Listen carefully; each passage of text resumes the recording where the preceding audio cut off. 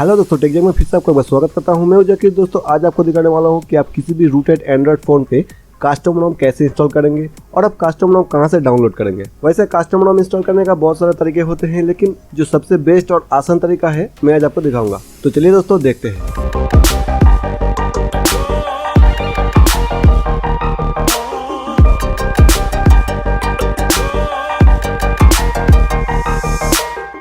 दोस्तों custom ROM install करने में सिर्फ 2 या 3 मिनट लगते हैं, लेकिन प्रॉब्लम यहाँ पे हो जाते हैं कि आप कभी गलत रोम यूज़ कर लेते हैं या फिर आप कुछ रोम डाउनलोड करते हैं जिसमें कुछ बाग्स होते हैं, जिसके वजह से आप कभी प्रॉब्लम में पड़ जाते हैं। तो मैं नेक्स्ट वीडियो में दिखाऊंगा कि बेस्ट कस्टम रोम कौन से हैं, आपके फ़ोन के लिए सपोर्टेड बेस्ट रोम कौन से हैं और आप कैसे समझेंगे कि ये रोम जो है ये आपके फ़ोन के लिए बेस्ट है, इसमें आपको कुछ भी प्रॉब्लम्स नहीं होंगे और इसे आप ज़्यादा मॉडिफाई करके अपने फ़ोन को और भी कस्टमाइज़ कर सकते हैं। या फिर आप कौन सा बेस के ऊपर बना हुआ रोम यूज़ करेंगे, जैसे कि AOSP यानी एंड्रॉइड ओपन सोर्स प्रोजेक्ट, या फिर आप नॉन AOSP रोम यूज़ करेंगे। मतलब आप आपके फ़ोन के लिए बेस्ट कस्टम रोम कैसे चूज़ करेंगे। तो हमारा नेक्स्ट वीडियो आप जरूर देखिए।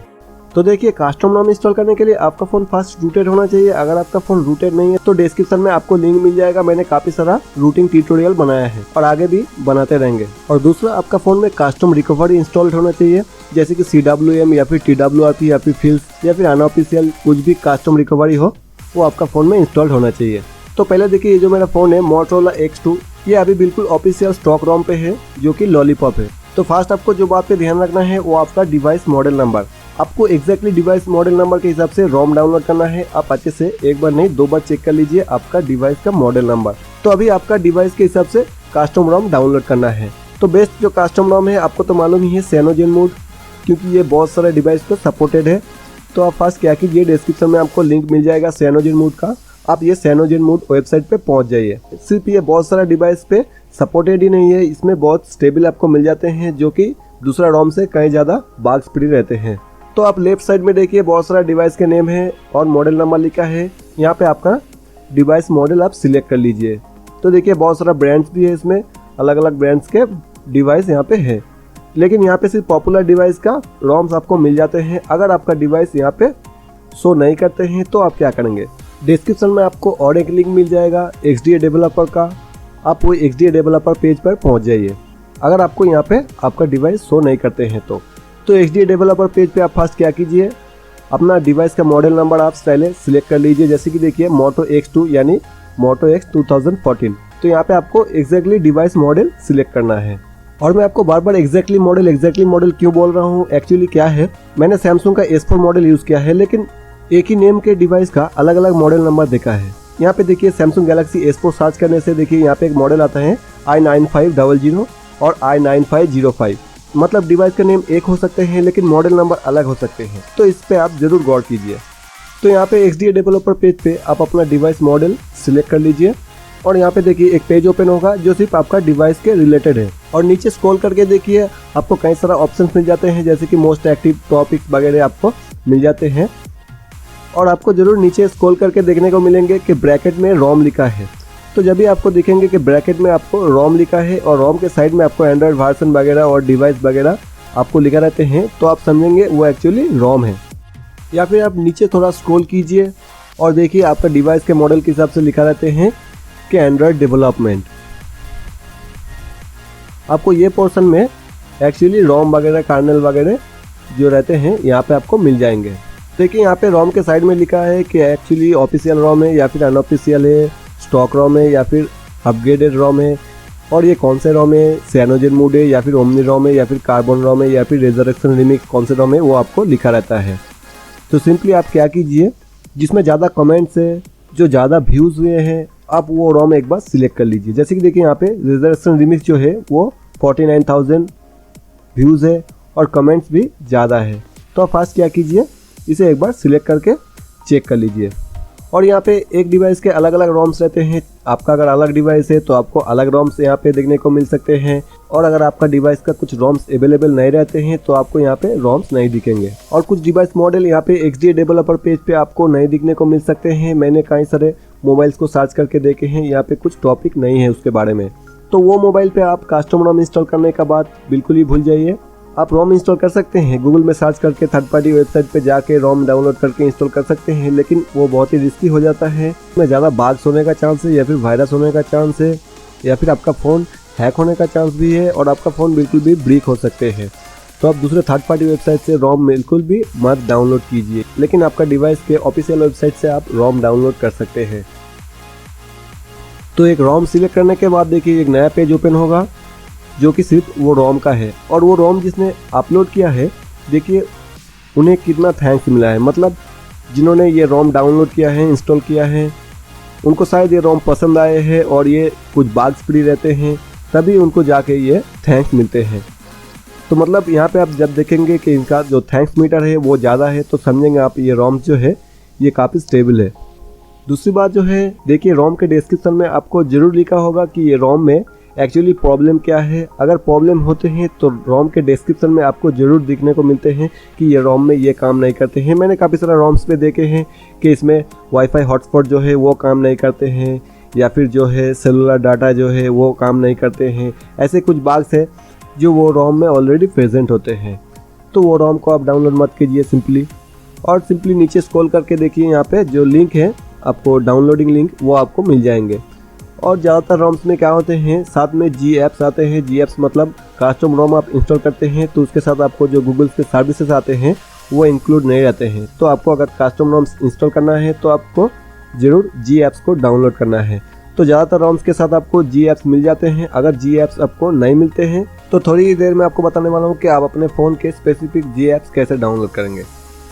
तो फाइनली आप क्या कीजिए, जब आपको समझ में आएंगे कि ये रोम जो है एक्चुअली आपका डिवाइस पे कुछ भी प्रॉब्लम्स नहीं होगा, तो वो रोम पे जाके आप जो डाउनलोडिंग लिंक है वो लिंक पे आप क्लिक करके वो रोम डाउनलोड कर लीजिए। तो देखिए यहाँ पे जो मैंने रेजरेक्शन रिमिक्स रोम सिलेक्ट किए थे उसका वेबसाइट ओपन हो गया है, और नीचे देखिए यहाँ पे डाउनलोड ऑप्शन ऑलरेडी है। तो मुझे क्या करना है, ये सिंपली डाउनलोड ऑप्शन में क्लिक करके वो रोम को डाउनलोड कर लेना है। लेकिन ये वेबसाइट आपके लिए अलग होगा, आप अगर अलग रोम सिलेक्ट करते हैं तो आपको अलग वेबसाइट में जाना पड़ेगा। और देखिए जो हमने जी ऐप्स का लिंक ओपन किया था यहाँ पे वो ओपन हो गया है, और यहाँ पे नीचे आपको डाउनलोड ऑप्शन मिल जाते हैं। आप यहाँ से जी ऐप्स को भी डाउनलोड कर लीजिए। तो मेरा मोबाइल का CyanogenMod रोम अवेलेबल है, तो मैं क्या करूँगा CyanogenMod रोम को ही इंस्टॉल करूँगा। तो यहाँ पे डिवाइस सिलेक्शन में जाके सिंपली मैं अपना डिवाइस सिलेक्ट कर लेता हूँ Moto X 2014, और वो सिलेक्ट करने के बाद देखिए ये पेज ओपन हो जाएगा। यहाँ पे आपको रोम वर्जन वगैरह देखने को मिलेंगे कि एक्चुअली ये रोम का वर्जन क्या है, और ये स्टेबल वर्जन है या फिर बेटा है या फिर नाइटली है। आपको बेटा और स्टेबल के बारे में मालूम होगा। स्टेबल जो है वो बिल्कुल ही स्मूथ है, उसमें कुछ भी बाग्स नहीं है। जो बेटा है उसमें कुछ बाग्स हो सकते हैं क्योंकि वो अभी टेस्ट मोड में है। और जो नाइटली बिल्ड है वो एक्चुअली क्या है, जो बेटा वर्जन बनने के पहले जो बिल्ड में रिसेंटली कुछ ही चेंजेस किया गया है उसे आप नाइटली बोल सकते हैं। और ये जो नाइटली बिल्ड है इसे कोई ह्यूमन नहीं बनाते हैं, ये एक्चुअली ऑटोमेटिक बनते हैं। और जो रिसेंटली चेंज होते हैं वो वर्जन यहाँ पे अपलोड हो जाते हैं, उसे नाइटली बोल सकते हैं। और जो नीचे देखिए थोड़ा स्नैपशॉट वर्जन है। स्नैपशॉट वर्जन एक्चुअली क्या है, ये स्टेबल वर्जन के पहले जो वर्जन आता है, जैसे कि आप समझिए इसमें कुछ चेंजेस किया गया है लेकिन कुछ बाग्स रिपोर्ट आए हैं उससे सॉल्व किया गया है, और उसके बाद ये स्नैपशॉट वर्जन को अपलोड किया जाता है। और आपको अगर स्नैपशॉट वर्जन मिल जाता है तो आप स्नैपशॉट वर्जन डाउनलोड कीजिए, क्योंकि कुछ बाग्स आते हैं और आप ये वेबसाइट पे जाके रिपोर्ट करने से आपको सपोर्ट मिलते हैं। तो यहाँ पे मेरे फ़ोन के लिए स्नैपशॉट वर्जन CM 12.1 है, तो मैं इसे डाउनलोड करूँगा, मतलब एंड्रॉयड वर्जन लॉलीपॉप 5.1। और आप अगर यहाँ पे लेटेस्ट वर्जन CM 13 डाउनलोड करना चाहते हैं तो वो भी कर सकते हैं, जो कि एंड्रॉयड मार्शमैलो है। तो सिंपली उसे क्लिक करने से वो डाउनलोड ऑटोमेटिक स्टार्ट हो जाएंगे। तो अभी हमें जी ऐप्स डाउनलोड करना है। आपको एक लिंक मिल जाएगा डिस्क्रिप्शन पे ओपन जी ऐप्स का। आप सिंपली ये वेबसाइट पे पहुंच जाइए, और यहाँ पे देखिए ARM64 X86 वगैरह लिखा होता है। इसका मतलब आपके फ़ोन के CPU आर्किटेक्चर के हिसाब से आपको जी ऐप डाउनलोड करना है। ये बहुत ही सिंपल बात है। आप सिंपली एक ऐप का लिंक आपको डिस्क्रिप्शन में मिल जाएगा, ड्रॉइड इन्फो बोल के, सिर्फ वो 300 KB का है। वो ऐप डाउनलोड कर लीजिए, और यहाँ पे देखिए वो ऐप ओपन करने से ऊपर देखिए जो सिस्टम ऑप्शन है वहाँ पे क्लिक कीजिए, और देखिए यहाँ पे लिखा है CPU आर्किटेक्चर ARM V7। तो मतलब ARM V7 या फिर ARM भी लिखा होते हैं तो आप ARM समझिए, या फिर ARC64 और ARM64 लिखा है तो आप ARM64 समझ लीजिए, या फिर X86 या फिर X86 ABI लिखा होते हैं तो आप X86 समझ लीजिए। तो यहाँ पे मैं ARM V7 के लिए ARM सिलेक्ट किया, आप अपने फ़ोन के हिसाब से कीजिए। और एंड्रॉयड वर्जन आपको सिलेक्ट करना है कि अभी भी आपने जो रोम डाउनलोड किया है वो कौन से वर्जन पे है, उसी वर्जन का GApps आपको डाउनलोड करना है। आप अगर अलग वर्जन का रोम डाउनलोड करते हैं तो आपको अलग वर्जन का GApps भी डाउनलोड करना पड़ता है। जैसे कि मैंने एंड्रॉयड वर्जन 5.1 के रोम डाउनलोड किया है, तो यहाँ पे GApps भी 5.1 का डाउनलोड करूँगा। और यहाँ पे देखिए जो वेरिएंट है वो आप नैनो सिलेक्ट कर सकते हैं, मैंने ये नैनो सिलेक्ट कर लिया। और ये रेड डाउनलोड आइकॉन पे क्लिक करने से वो GApps डाउनलोड हो जाएंगे। तो चलिए अभी हमारा रोम और GApps दोनों ही डाउनलोड हो गया है। कुछ रोम्स के साथ आपको GApps आ जाते हैं, वो आपको अलग से डाउनलोड करने का ज़रूरत नहीं है।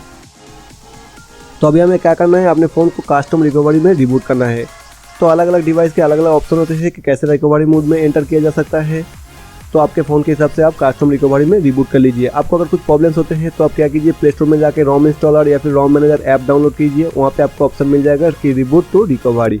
तो यहाँ पे मैंने अपने फ़ोन के हिसाब से रिकवरी मोड में रिबूट कर लिया।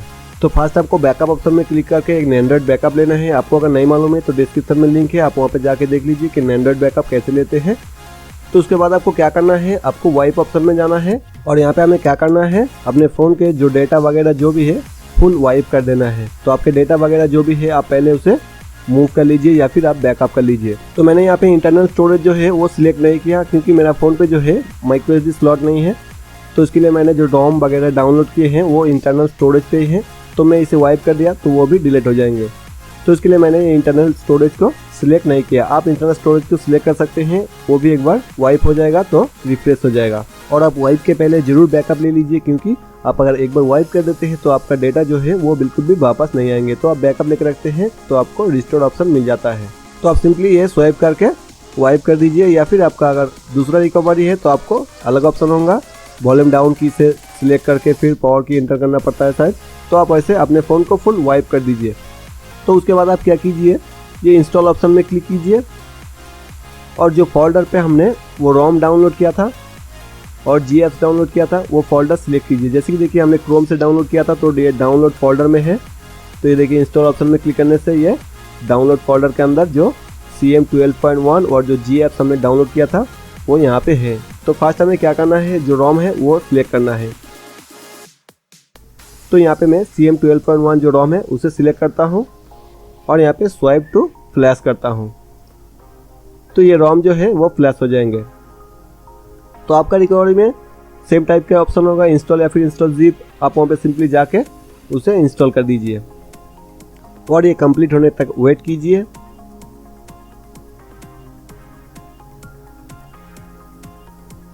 और ये कंप्लीट होने के बाद आप फिर से बैक कीजिए और ये जो GApps है उसे सिलेक्ट कीजिए और उसे भी आप फ्लैश कर दीजिए। या फिर आप फिर से इंस्टॉल ऑप्शन में जाके वो डाउनलोड फोल्डर के अंदर वो GApps सिलेक्ट करके उसे फिर से इंस्टॉल कर सकते हैं। और फिर बैक कीजिए और फिर से ये वाइप ऑप्शन में जाइए और यहाँ पे डेलविक आर्ट कैच और कैच सिलेक्ट कीजिए और इसे भी फिर से एक बार वाइप कर दीजिए। और अभी हमारा रोम भी फ्लैश हो चुका है और GApps भी फ्लैश हो चुका है। तो अभी हमारा फ़ोन को सिंपली रिबूट कर देते हैं। तो आप जब रोम इंस्टॉलिंग के बाद अपने फ़ोन को रिबूट करते हैं तो इसमें बहुत ज़्यादा तक टाइम लग सकता है, 10 से 15 मिनट तक भी लग सकते हैं। तो आप उसके लिए वेट कर लीजिए।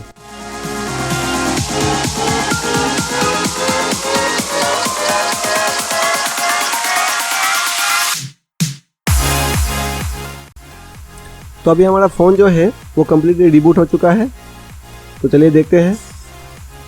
तो फर्स्ट देख सकते हैं यहाँ पे साइनोजेन मोड, तो मतलब रोम इंस्टॉलिंग जो है वो कंप्लीट हो चुका है। तो यहाँ पे जो भी लैंग्वेज वगैरह, वाईफाई पासवर्ड, ईमेल वगैरह सेट करना है वो मैं सेट कर लेता हूँ बहुत ही जल्दी। तो फाइनली हमारा फ़ोन जो है वो बिल्कुल ही नॉर्मल मोड पे आ गया है। तो देख सकते हैं आप बिल्कुल ही UI जो है अलग है और जो ऐप ड्रॉअर है वो भी अलग है। तो चलिए अभी अबाउट डिवाइस में जाके देखते हैं एक्चुअली क्या है।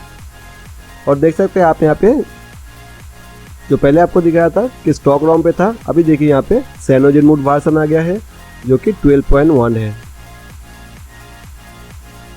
और हमारा एंड्रॉयड वर्जन तो 5.1 लॉलीपॉप ही होगा। और शायद आपको कस्टम रोम इंस्टॉल करने के बाद रूट प्रॉब्लम हो सकते हैं, आपको रूट वेरिफिकेशन फेल दिखा सकते हैं। तो आप सिंपली क्या कीजिए, अबाउट डिवाइस में जाके बिल्ड नंबर को 7 से 8 टाइम प्रेस कीजिए और डेवलपर ऑप्शन में जाइए और यहाँ पे जाके देखिए रूट एक्सेस जो है वो डिसेबल रहते हैं, आप सिंपली यहाँ पे अलाउ कर दीजिए।